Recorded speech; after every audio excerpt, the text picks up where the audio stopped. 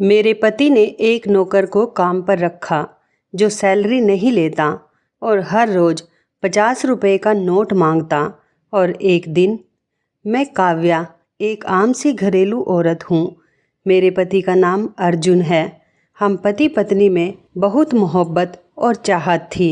अर्जुन आदत के बहुत अच्छे थे और एक सुलझे हुए आदमी थे। लेकिन मेरी वही कहानी है जो अक्सर औरतों की होती है। शादी के बाद एक 3 बच्चों के साथ घर की जिम्मेदारी और अर्जुन की कम सैलरी पर गुजारा करना मेरे लिए बहुत मुश्किल काम था, जबकि कोई घर में मदद करने वाला भी नहीं था। ऐसे हालात से मेरी तरह और भी औरतें गुजरती हैं, लेकिन जो किस्सा मेरे साथ हुआ उसने तो मेरी पूरी ज़िंदगी बदल कर रख दी। ये उन दिनों की बात है जब मेरी शादी को 5 साल गुजर गए थे। भगवान ने मुझे 3 बेटे दिए थे। तीनों बेटों में 1 डेढ़ साल का ही फ़र्क था। मैं उन्हें ठीक से संभाल भी नहीं पाती थी। अर्जुन का छोटा सा घर और कम तनख्वाह, ना कोई नौकर चाकर, छोटे छोटे बच्चों के साथ मुझे अकेली से घर के काम नहीं संभाले जाते थे। अर्जुन अपने माता पिता की इकलौती संतान थे। उनके पिता का देहांत हमारी शादी से कुछ साल पहले ही हो गया था और मेरी सास मेरी शादी के 1 साल बाद ही चल बसी थी।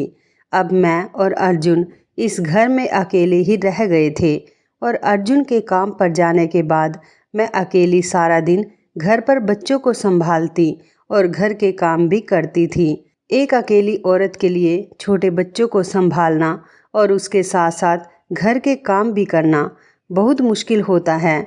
लेकिन मेरे पति अर्जुन सुबह का नाश्ता बनाने में मेरी मदद कर देते थे, मगर जब वो अपने ऑफिस चले जाते तो मेरा पूरा दिन किचन में चक्कर लगाते लगाते गुजर जाता था। दिन बहुत मुश्किल से गुजर रहे थे। घर पर मेरे अलावा कोई और नहीं होता था जिससे मैं बात करती या जिसे मैं अपना दुख सुना सकती थी। रात को अर्जुन जब ऑफिस से घर आते तो बच्चों के साथ खेलने में लग जाते थे और रात का खाना खाते ही हम दोनों अपनी अपनी जिम्मेदारियों से इस कदर थक जाते थे कि लेटते ही हमें नींद आ जाती थी। एक तो सारा दिन बच्चों की जिम्मेदारी, उस पर घर की साफ सफाई और खाना बनाना।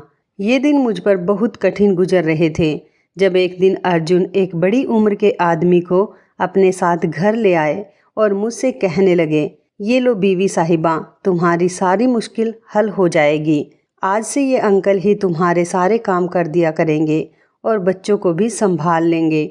तुम उनसे जो काम कहोगी ये मना नहीं करेंगे। बस रात को 8 बजे इन्हें वापस जाना होगा। अर्जुन मुझे बताने लगे, ये बुजुर्ग मेरे ऑफिस के बॉस के घर के नौकर हैं। वो लोग कुछ महीनों के लिए लंदन घूमने के लिए जा रहे हैं, लेकिन यहाँ इनका कोई भी रिश्तेदार नहीं है। इसलिए बॉस ने मुझसे कहा कि मैं इन्हें अपने साथ ले जाऊँ। जो भी कामकाज हो तुम इन्हें बता देना, ये तुम्हारी सब कामों में मदद कर देंगे। देखने में वो आदमी अच्छी खासी अधेड़ उम्र के थे। चेहरे पर झुर्रियाँ छाई हुई थी, सिर के बाल भी सफ़ेद हो चुके थे। वह अपनी नज़रें झुकाए खड़े थे। सादे से सलवार कमीज से उनके चेहरे पर सफ़ेद रंग की दाढ़ी। उन्हें देखकर मैंने सोचा कि अगर कोई औरत होती तो मुझे भी कुछ सुकून हो जाता, लेकिन ये इतने बूढ़े आदमी भला मेरी क्या मदद कर सकते हैं। लेकिन अब अर्जुन के बॉस का हुक्म था तो हम टाल नहीं सकते थे। वो सुबह को 9 बजे से ही हमारे घर पर आ जाते और रात को 8 बजते ही वापस चले जाते थे। मैं उनसे अपने घर का कामकाज क्या करवाती। हाँ, उनके आने से मेरी इतनी मदद ज़रूर हो गई थी कि मेरे बच्चे उनसे बहल गए थे और वो घर के छोटे मोटे काम कर देते थे। वो मुझे बेटा कहकर पुकारते थे। जब मैं किचन में काम करती होती तो वो मेरे पीछे पीछे किचन में आ जाते और कहने लगते, बेटा मुझे चाय बनानी आती है और सब्जी भी मैं अच्छी काट लेता हूँ। अगर कोई काम हो तो तुम मुझसे बिना तकलीफ़ कह सकती हो। पुराने से कपड़े पहने हुए, कंधे पर रुमाल लटकाए हुए, वो इतनी गर्मी में किचन में पसीना पोंछते हुए मेरा एहसास करने आ जाते थे। वो हमेशा मुझसे काम पूछते रहते, लेकिन मैं उनसे कोई काम नहीं करवाती थी क्योंकि वो बहुत उम्र दराज थे। वो मेरे पिता की ही उम्र के थे। मुझे उनको काम बताते हुए शर्म आती थी। अंकल आप रहने दें, हम कौन से इतने अमीर हैं जो आप हमारा हुक्म मानेंगे, और आप हमारे यहाँ नौकर नहीं हैं। बस आप मेरे बच्चों को संभाल लिया करें और बाज़ार से सामान ला दिया करें। मुझे उनके आ जाने से बहुत आसानी हो गई थी। बाज़ार की काफ़ी चीज़ें मैं उनसे मंगवा लेती थी। बस 8 बजते ही वो अपने घर जाने के लिए तैयार खड़े होते थे। फिर वो मुझसे इजाज़त मांगते और कहते, बेटा मैं जाऊं? जब मैं उनसे कहती कि जाइए, वो मुझसे कहते कि 50 रुपये दे दें। मेरे पास अक्सर पैसे होते थे। मैं उन्हें रोज़ 50 रुपये उनके मांगने पर दे देती थी। एक बार मैंने उन्हें 200 का नोट दिया, कहा कि रख लीजिए, लेकिन उन्होंने वो मुझे वापस कर दिए और कहने लगे कि बेटा सिर्फ 50 रुपये ही लूँगा। मैंने उन्हें बहुत देने की कोशिश की, उनसे कहा कि मैं अपनी खुशी से दे रही हूँ, लेकिन उन्होंने मुझसे मना कर दिया और कहने लगे कि मैं सिर्फ 50 रुपये ही लूँगा। मुझे उनकी बात कुछ अजीब सी लगी। 1 महीना गुजर गया था, इसलिए मुझे अब उनसे कोई झिझक नहीं होती थी। मैं जब किचन में खाना बना रही होती तो वो बर्तन धोने लग जाते थे, कभी सब्जी काट कर दे देते थे। अब मैं उनके साथ किचन में काम कर लिया करती थी। जो पहले की तरह मुझे उनके साथ किचन में झिझक नहीं होती थी। वो मुझसे बच्चों के बारे में भी बात कर लेते थे। कभी कभी सब्जी काटते हुए वो मुझसे खाना बनाने की रेसिपी पूछने लगते थे। अब मुझे उनसे बात करते हुए हिचकिचाहट सी महसूस नहीं होती थी। दोपहर में मैं अपने बच्चों को सुलाकर किचन में काम करने के लिए आ जाती तो वो अंकल मेरे पीछे पीछे मेरा हाथ बटाने किचन में आ जाते थे। एक बार मैंने उनसे उनके घर वालों के बारे में पूछा तो एकदम उनके चेहरे की मुस्कुराहट गायब हो गई। उनके चेहरे का रंग उड़ गया। उसके बाद वो मुझे गुस्से से देखने लगे। पहली बार मुझे उनको देखकर डर लग रहा था। फिर मैंने उनके चेहरे से नज़र हटा ली और अपने काम में लग गई। उन्होंने मुझे कोई जवाब नहीं दिया, बस खामोशी से किचन से निकलकर बाहर चले गए। मैंने अपने दिल में सोचा कि मुझे क्या ज़रूरत पड़ी थी जो मैं उनसे उनके घर वालों के बारे में पूछती रहूं। बेहतर है कि मैं अपने काम से काम रखूं। अब मैं उनसे कभी भी कोई सवाल नहीं करूंगी। अगले दिन जब सुबह में वह घर पर आए तो उनका बर्ताव पहले जैसा ही था। फिर बातों ही बातों में वो अपने मालिक के किस्से सुनाने लगे। उनके बच्चों का जिक्र करने लगते। कहने लगे, बेटा मैं तुम्हें क्या बताऊं, रवि साहब आदत के बहुत अच्छे हैं, मेरा बहुत ख्याल रखते हैं।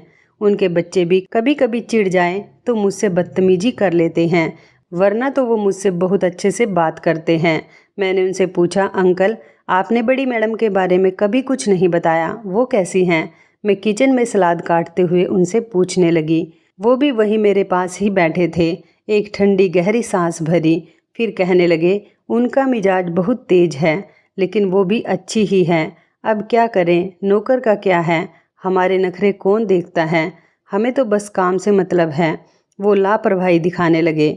मैंने उनसे पूछा, अंकल रवि साहब आपको क्या तनख्वाह देते हैं? मैंने वो सलाद प्लेट में सजाते हुए उनसे पूछा। वो कुछ देर मुझे गौर से देखने लगे। उनके चेहरे का रंग फिर से उड़ गया। इस बार भी उन्होंने मेरी बात का जवाब नहीं दिया, बस बात को टाल गए और कहने लगे कि मैं ज़रा बच्चों को देख कर आता हूँ। ये कहकर वो किचन से बाहर चले गए। एक बार वो किचन में सब्जी काट रहे थे और गर्मियाँ बहुत तेज़ थी, इसलिए उन्होंने अपनी आस्तीन ऊपर को चढ़ा ली थी। मैं भी वहीं पर रोटी बना रही थी जब मेरी नज़र उनके हाथ पर पड़ी। उनके हाथ पर गहरे जख्म के निशान थे। ऐसा लग रहा था जैसे उनका हाथ बुरी तरीके से जला हो। अंकल ये आपका हाथ कैसे जला? बहुत बड़ा निशान है ये तो। उनका हाथ देखकर मेरा दिल कांप गया था। वो कुछ घबरा से गए। हाथ से गिलास भी छूटकर सिंक में गिर गया। वो मेरी गलती थी। उन्होंने जल्दी से अपनी आस्तीन नीचे करते हुए मुझसे कहा और फिर बर्तन धोने लग गए। उनके चेहरे पर अफसोस दिख रहा था। पता नहीं क्यों वो मुझे कुछ परेशान लगने लगे थे। 8 बजते ही बस उन्हें अपने घर पर जाने की जल्दी होती थी।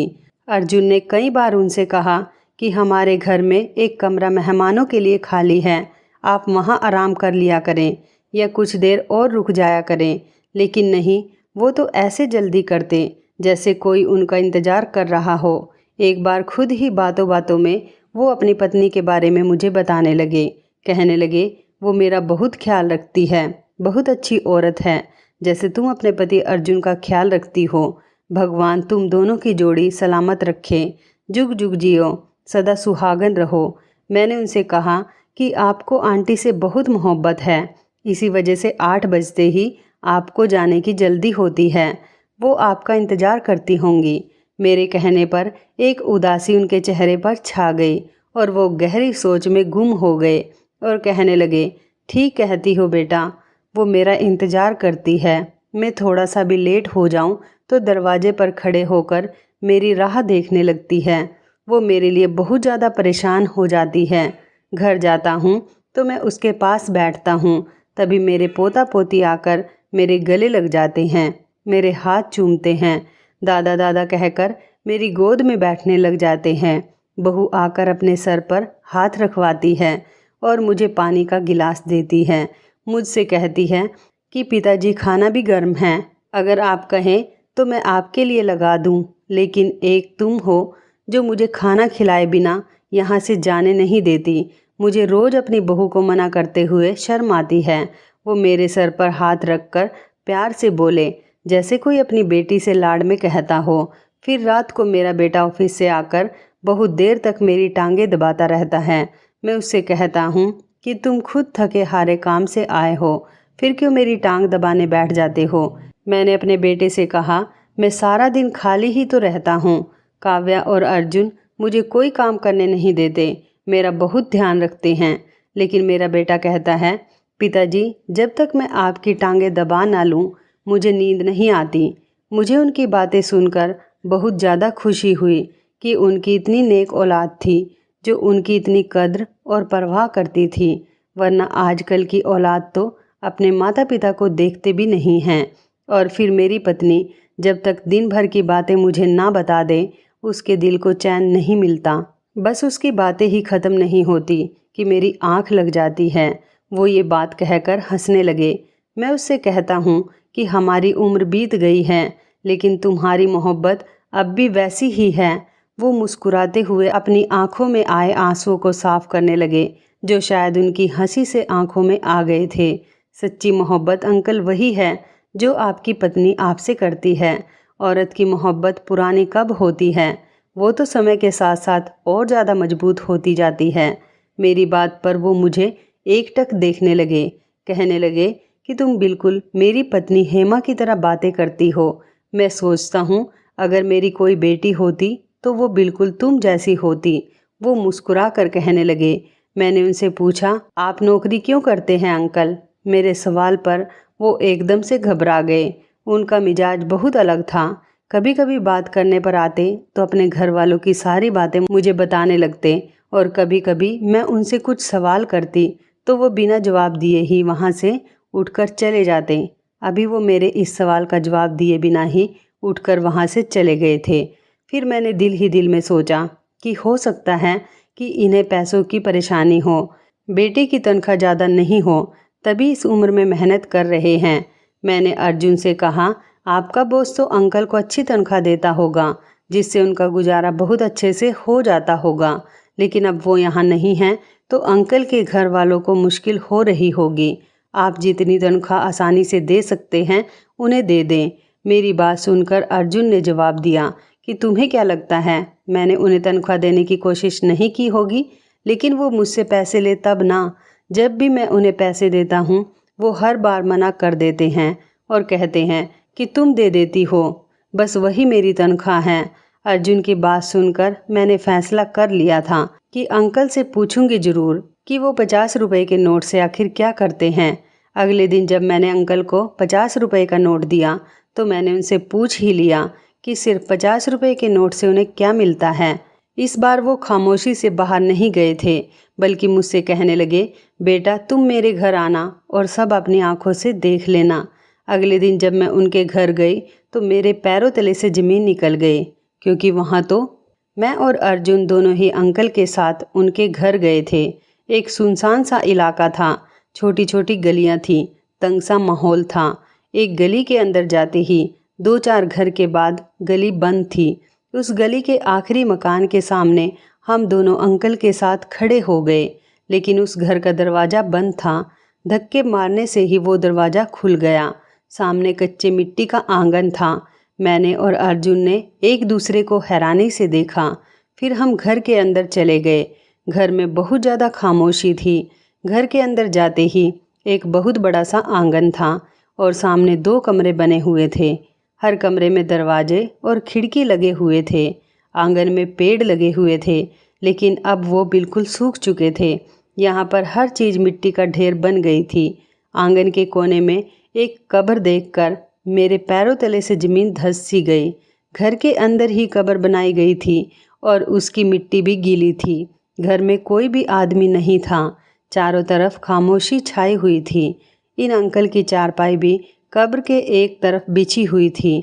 चारपाई के पास एक मिट्टी का घड़ा रखा हुआ था और उस पर एक स्टील का गिलास उल्टा रखा हुआ था। अंकल सबसे पहले इस कब्र पर गए और कहने लगे, हेमा देखो तो कौन आया है। अरे तुम्हें बताया था काव्या बेटा आने की जिद कर रही है।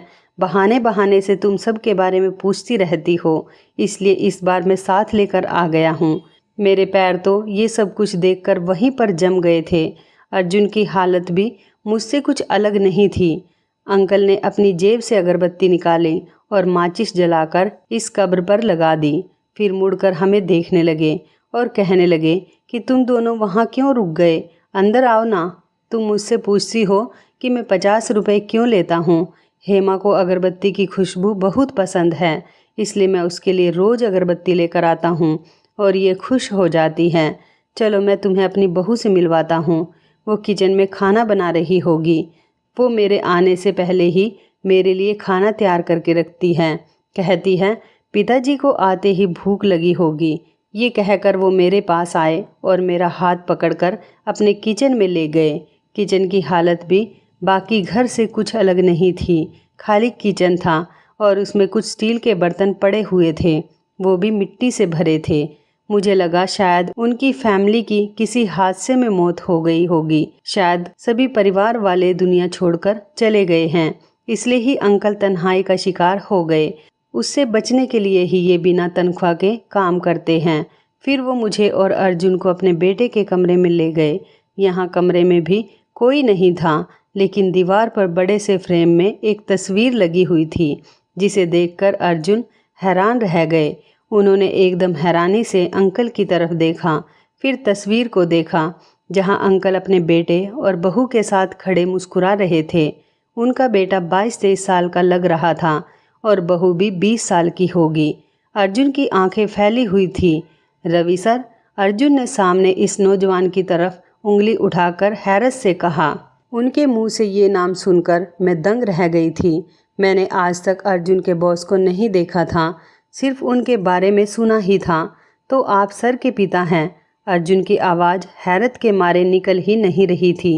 अंकल की आंखों से आंसू बहने लगे।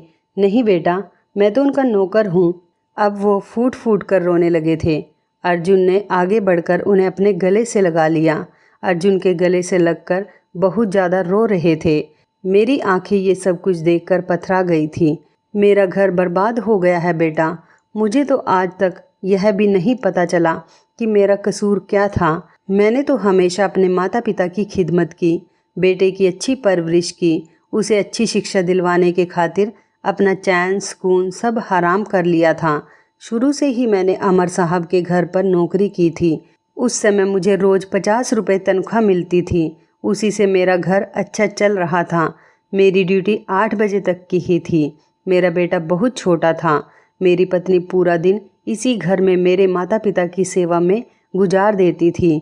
कभी इतनी हिम्मत भी नहीं कर पाई कि मेरी माँ को किसी बात का उल्टा जवाब दे सके या मेरे पिता को आंख उठाकर देख सके।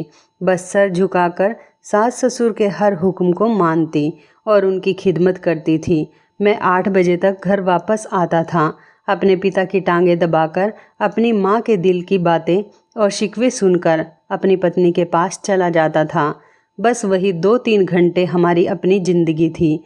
हम हंसते एक दूसरे से बातें करते थे, अपना दुख दर्द एक दूसरे से बताते।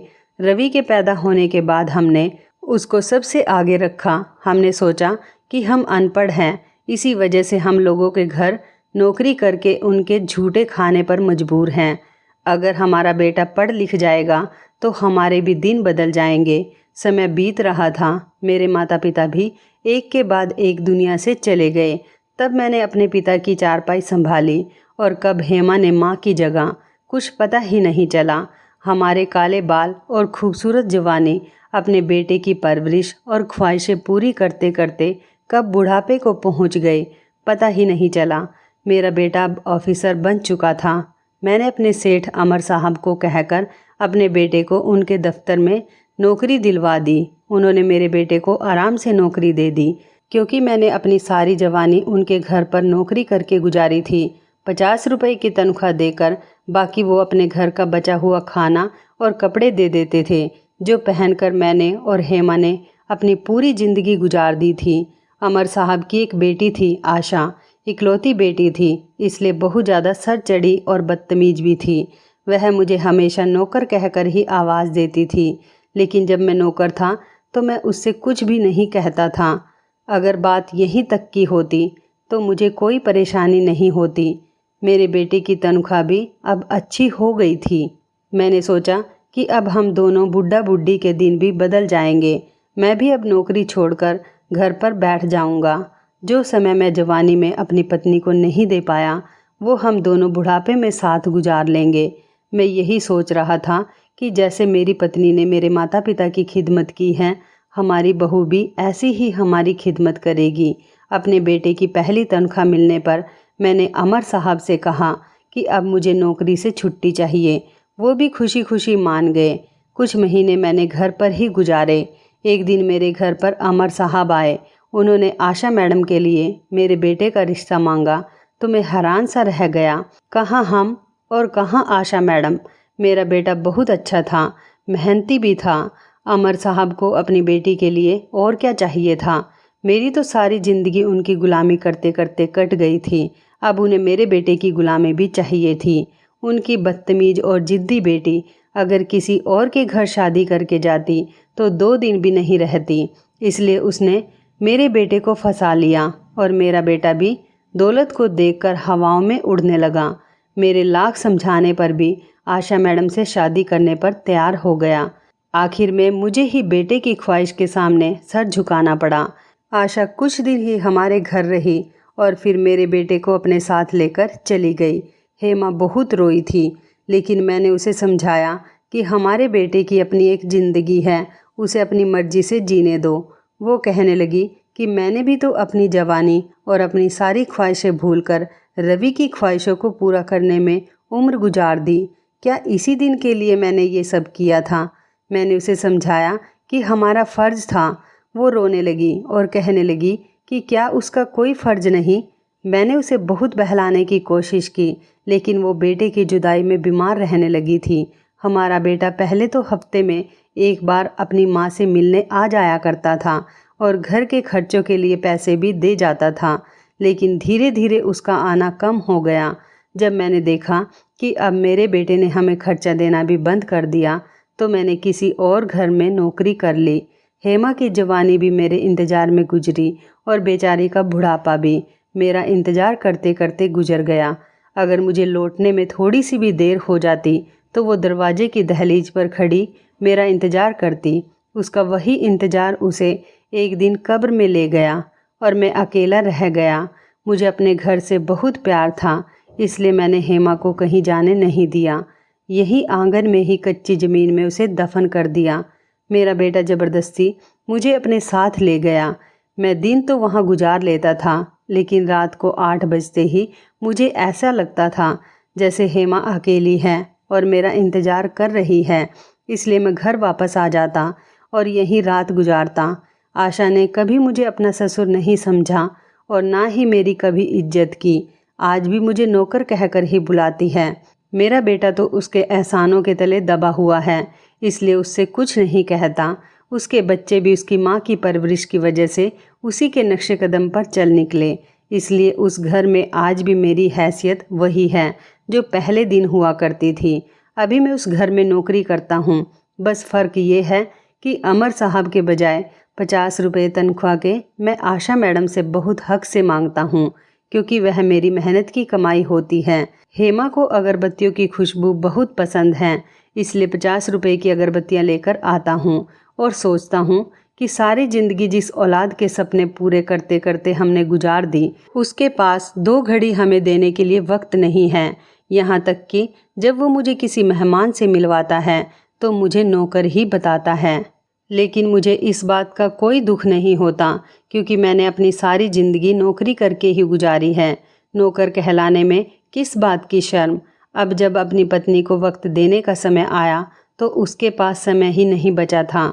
वो ये दुनिया छोड़कर जा चुकी है, लेकिन फिर भी मैं उसके पास बैठता हूँ, उससे बातें करता हूँ।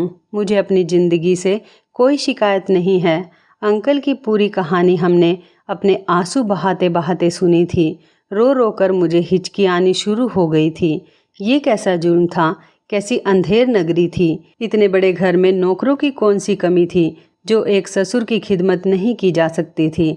और ये कहानी कौन सी नई है। बहुत सी जगह पर माता पिता के साथ औलाद ऐसे ही तो सलूक करती है, लेकिन भगवान उनको भी उनके किए की सज़ा जरूर देगा, क्योंकि उन्हें भी एक दिन किसी का माता पिता बनना है। जब उन पर जुल्म होगा तब उन्हें अपने माता पिता के दर्द का एहसास होगा। खैर, अब अंकल की पूरी बात सुनकर मैंने और अर्जुन ने अंकल को अपने साथ रखने का फैसला कर लिया, क्योंकि उन्होंने भी मुझे एक बेटी की तरह ही माना था। इसलिए उनको मैं भी परेशानी में नहीं देख सकती थी। इसी बहाने से उनकी बाकी की ज़िंदगी कुछ सुकून से कट गई थी और उसके बाद से हमें भी कभी बाप की कमी महसूस नहीं हुई थी।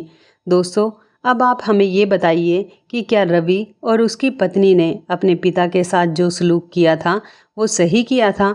अपने उत्तर कमेंट बॉक्स में ज़रूर बताएं। तो इस कहानी के बारे में आपकी क्या राय है, कमेंट करके ज़रूर बताइएगा। दोस्तों, आपको हमारी ये मज़ेदार कहानी कैसी लगी, आप हमें कमेंट बॉक्स में ज़रूर बताएं। यदि आपके पास भी ऐसी कोई प्यारी सी कहानी है या फिर ऐसी कोई कहानी जिससे कुछ शिक्षा मिले, तो आप हमारे साथ उसको ज़रूर शेयर करें।